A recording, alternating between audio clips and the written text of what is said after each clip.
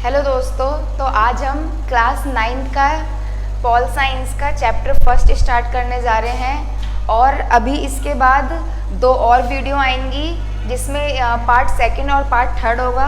Part third में हम important questions को डिस्कशन करेंगे और पार्ट सेकंड में हम पार्ट फर्स्ट और सेकंड में हम चैप्टर को डिस्कस करेंगे। तो चैप्टर का नाम है लोकतंत्र क्या और लोकतंत्र क्यों। आपने ये नाम बेसिकली न्यूज़ चैनल्स वगैरह में सुना होगा, जिसको इंग्लिश में हम डेमोक्रेसी कहते हैं। ओके, तो लोकतंत्र आखिर क्या है? लोकतंत्र का अर्थ डेमोक्रेसी, लोकतंत्र यूनानी शब्द डेमोक्रेसिया से बना है। जो लोकतंत्र है वो यूनानी शब्द डेमोक्रेसिया से बना है। यूनानी में डेमोस का अर्थ होता है लोग और क्रेशिया का अर्थ होता है शासन। इसी प्रकार डेमोक्रेसी का अर्थ होता है लोगों का शासन। ठीक है,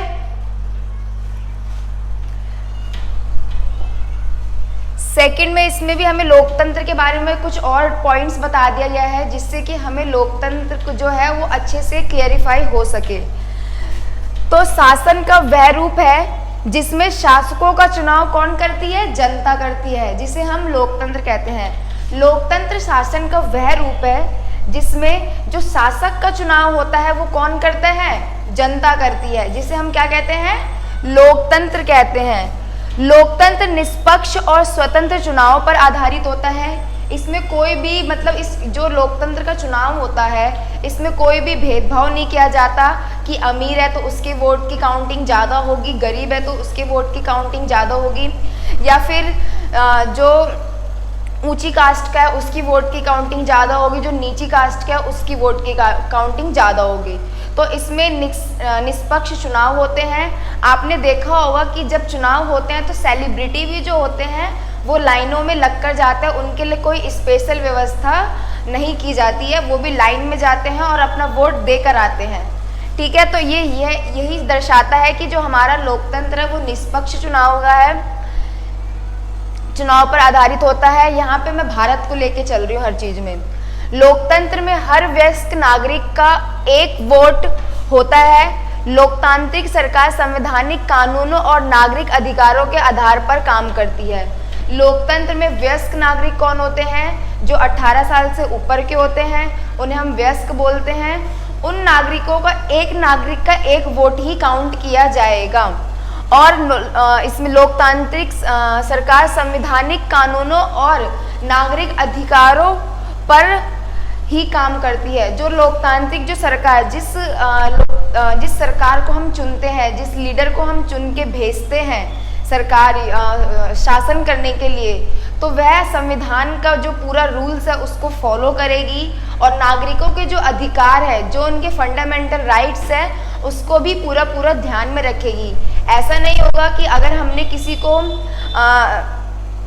को सरकार बना दिया है, मैं किसी पार्टी का नाम नहीं लूँगी, अगर हमने किसी ए पार्टी को सरकार बनाया है तो संविधान के जो रूल्स हैं उसके खंडन करे और जो नागरिकों के अधिकार हैं, जैसे कि उनका घूमना, आवास का, बोलने का, ये जो सारे उनके फ्रीडम्स हैं, जो अधिकार है, उसको छीने, तो ये चीज़ नहीं कर सकती। तो लोकतांत्रिक सरकार जो होती है वो संवैधानिक कानूनों पर काम करती है और नागरिकों के अधिकारों का सम्मान करती है। अब्राहम लिंकन द्वारा लोकतंत्र। अब्राहम लिंकन द्वारा लोकतंत्र। लोकतंत्र ऐसी सरकार है जो लोगों की हो, लोगों के लिए हो और लोगों द्वारा बनाई गई हो। अब्राहम लिंकन ने क्या कहा है कि लोकतांत्रिक सरकार ऐसी सरकार है जो लोगों की हो, लोगों द्वारा बनाई गई हो और लोगों के लिए हो, वह सरकार लोकतांत्रिक सरकार होगी। सेकंड पॉइंट में हम लोकतंत्र की विशेषताएं पढ़ेंगे। हमें किसी भी चीज़ को जानने के लिए, अगर हम किसी भी चीज़ को डीपली जानना चाहते हैं तो हमें उसके फीचर्स की पता होना ज़रूरी है। जैसे कि अगर आपको मेरे बारे में जानना है तो आपको मेरी सारी फीचर्स, मेरी अच्छाई, मेरी बुराई, मेरी सारी नेगेटिव पॉइंट्स, मेरी सारी पॉजिटिव पॉइंट्स आपको पता होनी चाहिए, तभी आप मुझे अच्छे से क्लेरिफाई कर पाओगे। अदरवाइज आप मेरे बारे में अच्छे से नहीं जान पाओगे। सिर्फ मेरी शक्ल देख के, सिर्फ मेरी वेशभूषा देखकर आप मुझे नहीं पहचान सकते कि मैं क्या हूँ, कि मैं कौन हूँ। ठीक है, तो इसी तरीके से हमारा लोकतंत्र भी है। अगर लोकतंत्र की अगर हमको डेफिनेशन अच्छे से जाननी है कि लोकतंत्र क्या है, तो हमें पहले गैर लोकतंत्र भी समझना होगा कि लोकतंत्र क्या नहीं है। इस चैप्टर में हम पढ़ेंगे ना कि लोकतंत्र क्या है और लोकतंत्र क्यों है, तो इससे हमें इसका भी आंसर मिल जाएगा कि लोकतंत्र गैर लोकतंत्र क्या है, लोकतंत्र आखिर है क्या नहीं। इस चीज का भी हमें इसमें आंसर मिल जाएगा। तो लोकतंत्र को अच्छे से जानने के लिए हम इसकी विशेषताएं पढ़ते हैं कि लोकतंत्र में क्या क्या विशेषताएं होती हैं। पहली विशेषता है प्रमुख फैसले निर्वाचित नेताओं के हाथ में। जो लोकतंत्र की पहली विशेषता है वो है प्रमुख फैसले निर्वाचित नेताओं के हाथ में होना चाहिए। इसका क्या मतलब है कि जिन नेताओं को हम निर्वाचित करते हैं, जिन नेताओं को हम चुनकर भेजते हैं, उन्हीं के हाथ में प्रमुख फैसले होना चाहिए। ऐसा नहीं है कि चुन के आपने किसी और को भेजा है और आपके लिए जो डिसीजन है वो कोई और ले रहा है, तो ये चीज़ नहीं होनी चाहिए।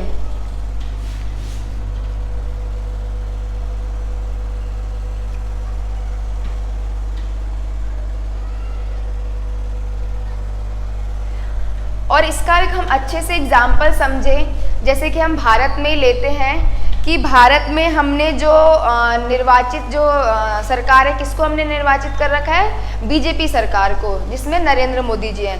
तो जो भी मेन फैसले होते हैं, चाहे वो लॉकडाउन का फैसला हो, चाहे वो नोटबंदी का फैसला हो, चाहे वो आर्टिकल 70 का 370 का फैसला हो, ये कौन ले रहा है, ये मोदी जी ने ही लिया है, हमारी गवर्नमेंट ने लिया है, जिनको हमने चुनकर भेजा है। ठीक है, मैं यहाँ पे किसी भी पार्टी का प्रचार नहीं कर रही, बस मैं आपको समझाने के लिए बता रही हूँ कि जो प्रमुख फैसले वही ले सकता है जिनको हम निर्वाचित करते हैं, ना कि कोई और ले सकता है। इसका उदाहरण के साथ हम एक समझेंगे कि पाकिस्तान का उदाहरण है। इसमें पाकिस्तान में सन 1999 के तख्ता पलट के बाद जनरल परवेज मुशर्रफ पाकिस्तान के मुखिया बन गए। 1999 के बाद जब पाकिस्तान में तख्ता पलट हुआ, पाकिस्तान की सरकार को अचानक से बदल दिया गया वहाँ की कानून के, वहाँ की सैन्य बल के द्वारा, और परवेज मुशर्रफ के द्वारा जब वहाँ का तख्ता पलट हो गया, बाद में खुद को उन्होंने राष्ट्रपति घोषित कर दिया। ठीक है, और संविधान में महत्वपूर्ण बदलाव कर सारे प्रमुख फैसले लेने के अधिकार एक ही परिषद को सौंप दिए गए, जिस पर सेना का प्रभुत्व था। अब इसमें क्या बोल रहा है कि जब 1999 में पाकिस्तान में तख्ता पलट हुआ था, तो वहाँ के जो राष्ट्रपति बने थे, वो बने थे परवेज मुशर्रफ जी, वहाँ के राष्ट्रपति बने थे। सैन्य बल के द्वारा उन्होंने वहाँ पे तख्ता पलट करवा दिया था, वहाँ पे सरकार को बदल दिया था, तख्ता पलट हो गया था, जिसमें उन्होंने क्या किया कि एक तो अपने आप को राष्ट्रपति घोषित कर लिया, और दूसरा जो संविधान है उसमें भी बदलाव कर दिए। क्या बदलाव किया उन्होंने कि जो भी फैसले हैं वहाँ के, वो उन्हीं की ही पार्टी या फिर जो उन्हीं के जो पार्टी थी, सेना का प्रभुत्व था, जिसमें उनको सौंप दिए गए कि आप ही इनके फैसले करोगे, अदर कोई उसमें पार्टिसिपेट नहीं कर सकता। तो ये कोई लोकतंत्र हुआ नहीं, ये गैर लोकतंत्र का उदाहरण है एक तरीके का। चुने हुए प्रतिनिधियों को फैसले लेने के लिए ज़्यादा स्वतंत्रता नहीं थी। जो वहाँ पे जो जनता ने चुनकर भेजा था अपने हिसाब से लोगों को, प्रतिनिधियों को, उनको फैसले लेने का अधिकार नहीं था स्वतंत्र रूप से। तो ये क्या है, ये एक गैर लोकतांत्रिक का उदाहरण है। इससे हमें समझ में आ रहा है कि लोकतंत्र क्या है और गैर लोकतंत्र क्या है। ठीक है, सेकंड उदाहरण है पोलैंड का, एक उदाहरण है। इसी प्रकार पोलैंड में कम्युनिस्ट शासन के दौरान देश के महत्वपूर्ण फैसले सोवियत रूस द्वारा लिए जाते थे, ना कि पोलैंड की चुनी गई सरकार द्वारा। पोलैंड जो है वो रूस का ही एक छोटा सा पार्ट था।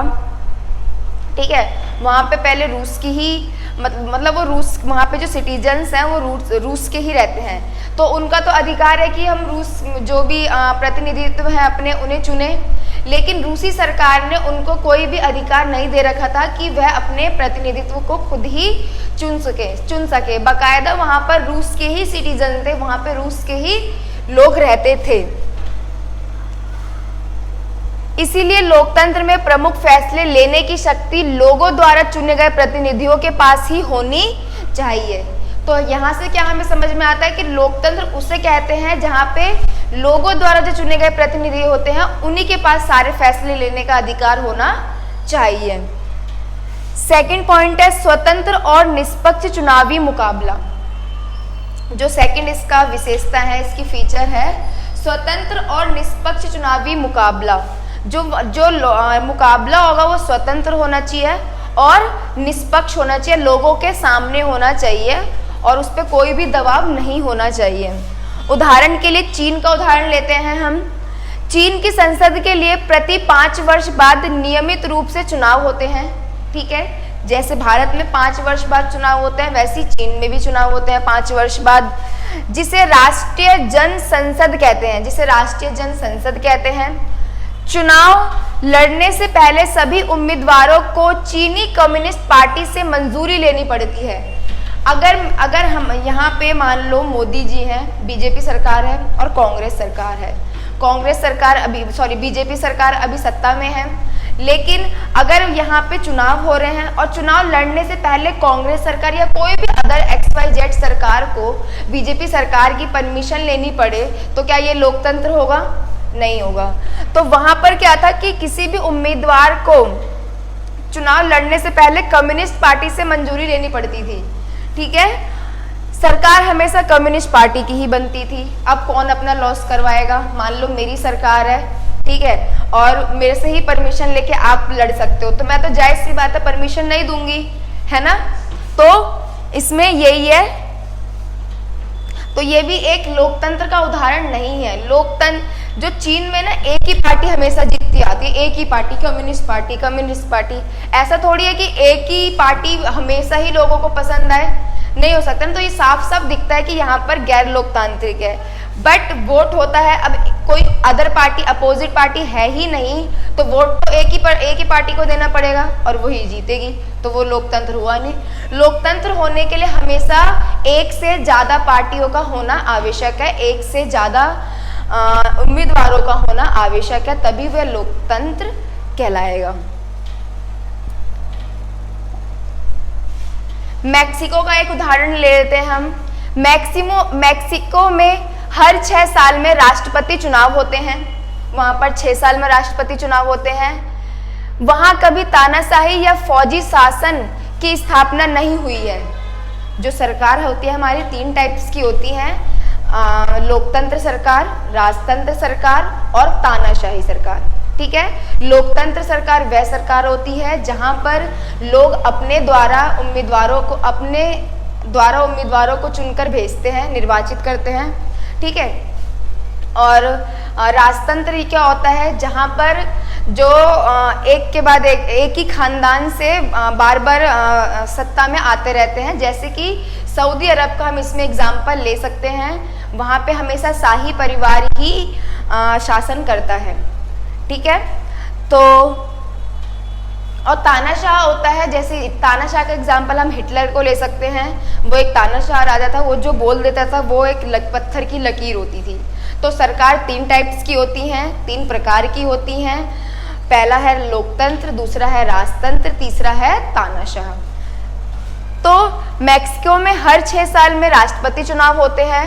वहां कभी तानाशाही या फौजी शासन की स्थापना नहीं हुई है, परंतु हर बार PRI नामक राजनीतिक संगठन ही चुनाव जीतता था। वहां पे कभी भी तानाशाह, ठीक है, या फौजी शासन तो नहीं हुआ है, लेकिन एक ही सरकार का हमेशा जीतने का क्या लॉजिक बनता है। वहां विपक्षी दल थे, परंतु चुनाव पूर्ण रूप से इस पार्टी के नियंत्रण में होता था। विपक्षी दल तो था वहां पे, लेकिन जो चुनाव का पूरा जो ढांचा है वो एक ही पार्टी के पास था। किस पार्टी के पास था? PRI पार्टी के पास। तो हमेशा वही पार्टी जीतती हुई आती थी वहां पे।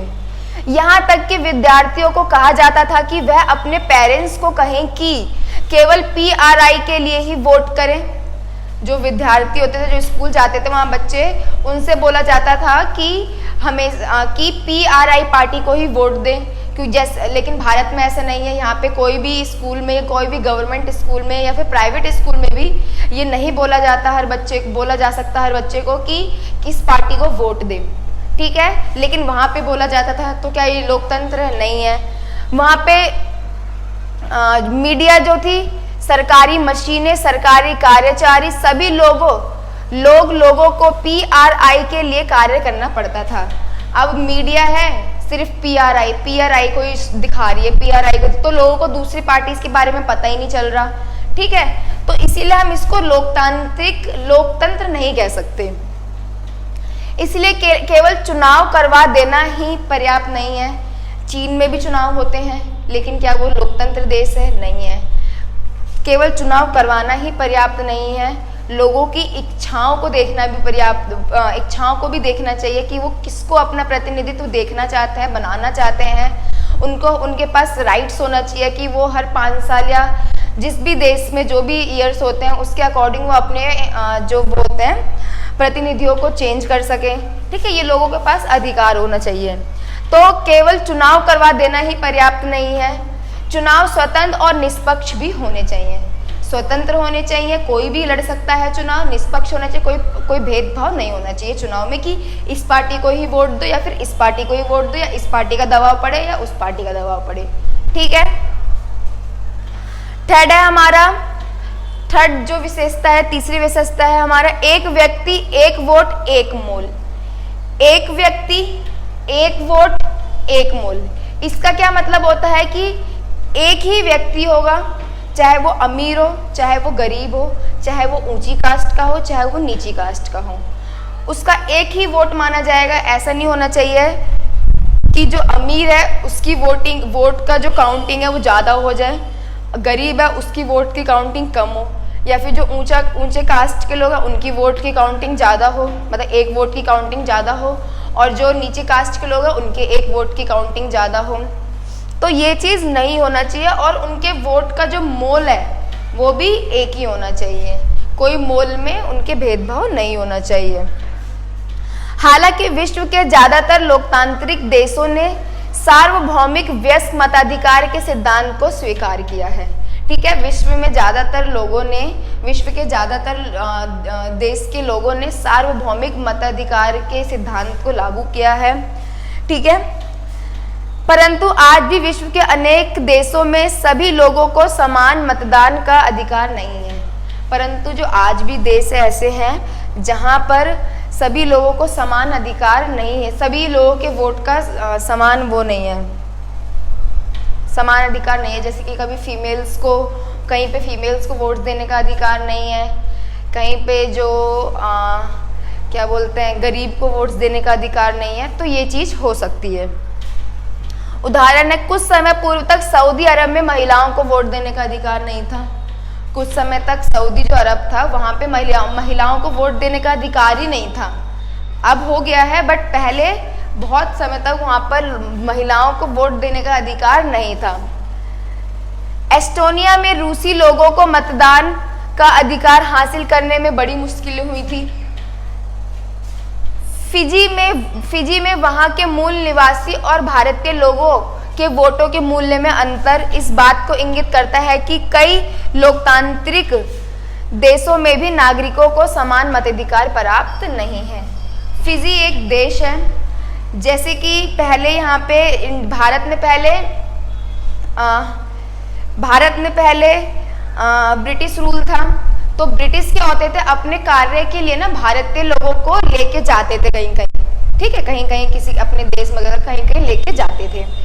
तो कुछ भारतीय जो थे वो फिजी भी गए थे, ब्रिटिश लेके गए थे उन्हें, वहाँ पे गए, वो वहीं पर रह के उनके लिए कार्य करने लगे। कार्य करते करते वह वहीं पर बस गए और फिर वह वहीं के नागरिक हो गए, वहीं के नागरिक कहलाने लगे। लेकिन थे तो वो भारत के ही, तो उनके वोट में और जो ब्रिटिश के वोट, जो वहाँ पे ब्रिटिश का वोट था, उनके वोटों के जो मत थे उनमें भेदभाव किया जाता था, ठीक है। उनके जो मूल्य होते थे मत के, उसमें भेदभाव किया जाता था। तो ये इस बात को इंगित करता है कि लोकतांत्रिक देशों में भी नागरिकों को समान मताधिकार प्राप्त नहीं है। ठीक है। लोकतंत्र में हर वयस्क नागरिक का एक वोट होना चाहिए और हर वोट का एक समान मूल्य होना चाहिए। 18 साल से कोई भी ऊपर हो, उसका एक वोट होना चाहिए। 18 साल से ऊपर व्यक्ति का, चाहे वो 60 साल का हो, चाहे 50 साल का हो, चाहे 40 साल का हो, चाहे कितने साल, 18 साल से ऊपर का। ठीक है। और उसका मूल्य भी एक ही होना चाहिए। मूल्य कैसे एक ही होना चाहिए कि अमीर गरीब एक मूल्य, ऊंची कास्ट नीची कास्ट एक मूल्य। ठीक है। एजुकेटेड इंसान और अनएजुकेटेड इंसान एक मूल्य। ठीक है। तो आज की वीडियो यहीं ख़त्म होती है। अगर आपको वीडियो अच्छी लगे तो वीडियो को लाइक करना, सब्सक्राइब करना। और अभी इसके 2 और पार्ट आएंगे। पार्ट सेकंड में हमारा इसी का कुछ पार्ट जो बचा है चैप्टर का वो आएगा। पार्ट थर्ड में हमारे इंपॉर्टेंट क्वेश्चंस आएंगे जो मैं आपके साथ डिस्कस करूंगी इस चैप्टर के, जो आपके एग्जाम में आने की संभावना है उन क्वेश्चंस की। ठीक है। तो नमस्कार, जय हिंद।